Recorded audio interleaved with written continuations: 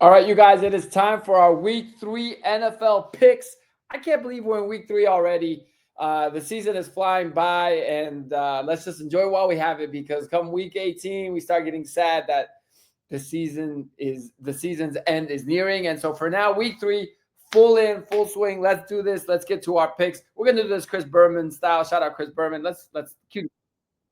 All right, we start off in Cleveland as the Green Bay Packers are taking on the Cleveland Browns, and the Packers are favored by 7.5. I think the Packers will get the job done. I got Green Bay winning this game, but I do think it'll be closer than 7.5. I think the Browns can be a little bit frisky, but I'm surprised if the Packers pull them out. All right, moving on. Indiana, the Colts taking on the Tennessee Titans, 2-0 versus 0-2. This is my upset of the week. I'm taking the Titans. The second straight week, I'm taking the Titans as an upset. I thought they would upset the Rams last week, didn't get it done. But the Colts just seem the Colts really going to be 3-0, and I got the Colts winning that division. I don't know. It looks like a trap game for the Colts. Are feeling good. Everybody's talking about Daniel Jones. Got it all going for them. The Colts, looking to go 3-0. It's a divisional game. It's in Tennessee. Give me the Titans. All right, the Bengals at the Minnesota Vikings with Kingsley to say this, but I'm taking the Bengals. I was at that game last week. The Minnesota offensive line was the worst. They were horrible. They couldn't do anything to stop the pass rush from the Atlanta Falcons. Now they got to take on Trey Hendrickson and this defensive front that the Bengals are bringing in. Plus, they've already announced their center, Ryan Kelly, a veteran center, is out for this game. So how can I trust my beloved Vikings? I can't, honestly, until they show me something different. And they got Chase Brown, a nice running back. I know it's no Burrow, but they got the weapon still. Jake Browning, I've seen him do this before. He beat the Vikings the last time that he played as a backup QB for Joe Burrow, and he put up big numbers. I'm hoping to be wrong on this one. I will sacrifice a week. I will gladly go. What is this? 4, 8. I will gladly go 15-1 this week if it means I lose this game. So Vikings keep but I got to take the Bengals. I got to keep the real. All right, Pittsburgh at New England. I'm taking the Steelers. Like I said, I think the Steelers are a solid team, and I think they played a pretty good Seahawks team last week. And honestly, it was a close game until their kickoff returner. Oh, sorry. Anyway, I'm taking the Steelers to win that game. It could be close. I do think it'll be close, but Pittsburgh is winning that. Rams at the Eagles. This one is really tough.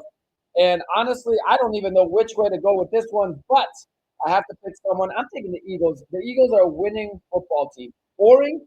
Yes, but winning football team. They win games and they get it done, and they are going to be at home. So how could I not pick the Eagles to go 3-0? Rams are good too, but I'm taking the Eagles. All right, the New York Jets at the Tampa Bay Buccaneers, and I'm going to go with the Tampa Bay Buccaneers. I think the Buccaneers are getting the job done. It might be closer to 6.5. No Justin Fields. I don't even know really who's starting. Let's take a look. I'm trying to figure this out on the fly right now. Who is starting for the New York Jets? Who is their backup quarterback? Because I'll find it once I put this down. Anyway, Tampa Bay's winning that. Las Vegas at Washington. No Jaden Daniels. Marcus Mariota starting for Washington. So because of that, I'm going to take the Raiders because the Raiders got it done in New England in week 1. I do think this is a close game. Man, Marcus Mariota is competent enough where I think Washington does have a chance, but I think Las Vegas will bounce back. Geno Smith had a horrible game on Monday Night Football against the Chargers. I think he bounces back. Give me the Raiders. All right, Falcons at Carolina. It's a divisional game, but it doesn't matter. The Panthers just have not been good and don't seem to show me that they can be good. I'm taking the Falcons to win. 5.5 is a little high of a line for my liking, so I'll say it's closer than that, but the Falcons get the job done. Houston at Jacksonville, divisional game. Jacksonville at home is a 1.5 point favorite. From Houston going to, they need this win. Give me the Texans to win this in Jacksonville. Denver at the LA Chargers. This might be the toughest one of the week. The Chargers showed a little bit of old school Chargers there in the Vegas game towards the end. They were slipping up a little bit, but ultimately hung on. That defense was really good. It ultimately comes down to which quarterback do you trust, because I think both of these defenses are great defenses, and I trust Herbert more than I trust Bo Nix. Give me the Chargers at home. 2.5. I mean, the 2.5 lines, yeah, I think it's going to be close. So, I mean, give me the spread. I'll take them by a field goal, but ultimately, if they win by 1, I wouldn't be surprised, obviously. All right, New Orleans at Seattle. I think Seattle's going to dominate this game. Their defense is great. Sam Darnold is he had a couple bad throws last week in Pittsburgh. He threw an interception or two, but ultimately Seattle looks fine, and I think their defense is pretty good. And I think New Orleans doesn't have a quarterback, so yeah, I'm going to take the Seattle Seahawks. Dallas at Chicago. What an exciting game! Listen, I defended Caleb Williams already, and I said he's not the problem in Chicago. I think the defense is the problem. And if I got to trust Dak Prescott or Caleb Williams, I'm taking Dak Prescott. But I think Caleb's doing fine. People need to not jump off that bandwagon. I think he's a good young quarterback, especially his rookie season all over again with a new head coach. So give me the Cowboys to win this game, but I think it could be close. It could be close for sure. But that Chicago defense is banged up and he's not really that good. So I'm taking the Cowboys. All right. Arizona at San Francisco. I could smell an upset here because San Francisco is still struggling that game. And last week, yes, they got a win, but they played New Orleans, which is probably the worst team in the NFL. So I'm going to take an upset here. Arizona, give me the Cardinals on the road at the 49ers. Niners are banged up. They've got to kind of pull through while Purdy's out and Kittle's out. And I think winning wins like New Orleans and like Arizona should happen for them if they want to be in the playoffs. But I think Arizona, I think it's a divisional game. That's why. And those are always tight. So give me the Cardinals on the road. KC at the Giants. Kansas City needs to win. They're 0-2. It's Sunday Night Football at the New York Giants, who are 0-2. Russ was cooking last week, but they still lost in Dallas because that defense couldn't do much. The problem is that the Chiefs have the weapons to exploit that weak secondary that the Giants displayed last week against the Cowboys. I don't think they do.